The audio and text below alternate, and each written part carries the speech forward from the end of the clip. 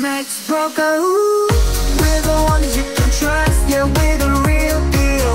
TD Max Broker, your trading dreams will fill. No need to search, cause we're the ones to choose. Halo, selamat datang. Hari ini kita akan membahas salah satu alat analis teknis yang paling populer dalam dunia trading forex. Nah, ini adalah namanya itu Bollinger Bands. Jadi, kalau teman-teman lihat di gambar, Bollinger Bands ini dia memiliki 3 garis utama. Walaupun memang biasanya dikombinasikan dengan beberapa indikator yang lainnya. Nah, dia itu memiliki 3 garis, yaitu ada upper band yang paling atas, ada middle band yang tengah, dan ada lower band. Dan sebagai info ya teman-teman, bahwa middle band ini adalah moving average juga. Simple dengan periode 20 biasanya untuk ukuran standar atau parameter standar. Nah, 3 garis ini sebetulnya sudah mewakili pergerakan market yang cukup lengkap atau bisa menggambarkan pergerakan harga yang memang cukup lengkap. Nah, ketiga garis ini bisa menjadi acuan untuk teman-teman bisa entry dan ataupun exit. Nah, contohnya kalau kita lihat, teman-teman bisa lihat di gambar bahwa ketika harga mulai mendekati atau bahkan mungkin menyentuh level atas atau upper band, maka itu adalah indikasi bahwa harga sudah memasuki kondisi overbought. Nah, dan itu artinya teman-teman bisa ambil posisi sell dengan target profit di middle band. Nah, dengan catatan ini dalam kondisi pergerakan harga yang volatilitasnya standar atau sedang datar. Begitupun sebaliknya, ketika harga bergerak turun ke bawah dan mendekati ataupun menyentuh lower band, maka itu adalah indikasi bahwa harga sudah memasuki kondisi oversold.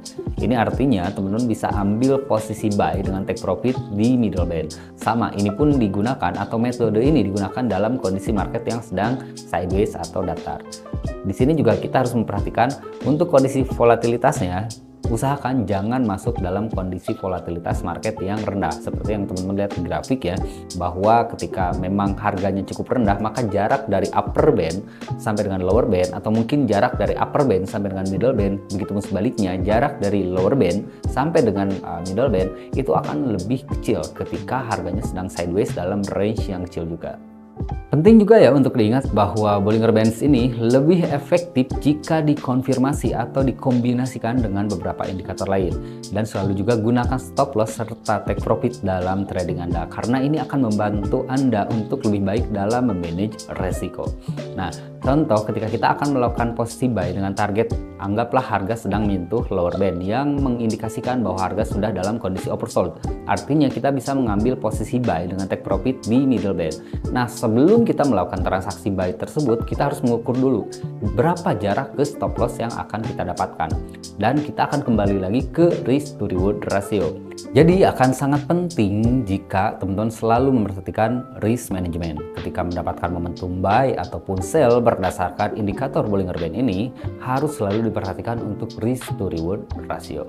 Karena yang akan kita cari itu adalah akumulasi profit pada akhir sesi trading. Nah, ini juga adalah tips tambahan buat teman-teman yang mau menggunakan Bollinger Bands.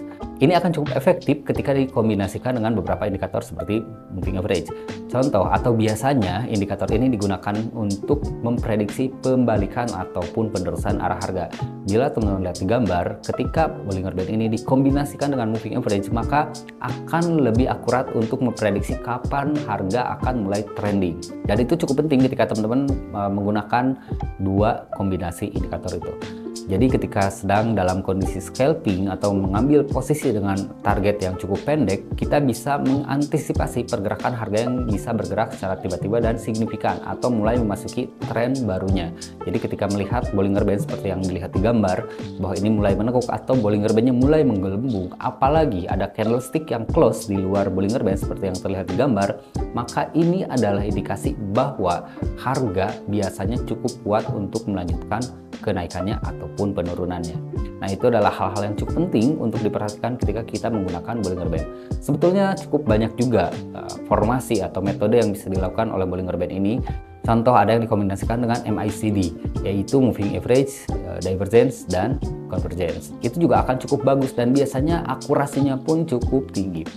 Dan banyak lagi mungkin indikator lain yang bisa dikombinasikan dengan Bollinger Band ini. Tapi kita juga harus sesuaikan atau selalu mengupdate parameter yang kita gunakan untuk Bollinger Band yang kita akan pakai. Karena seperti yang kita tahu bahwa kondisi market selalu berubah-ubah.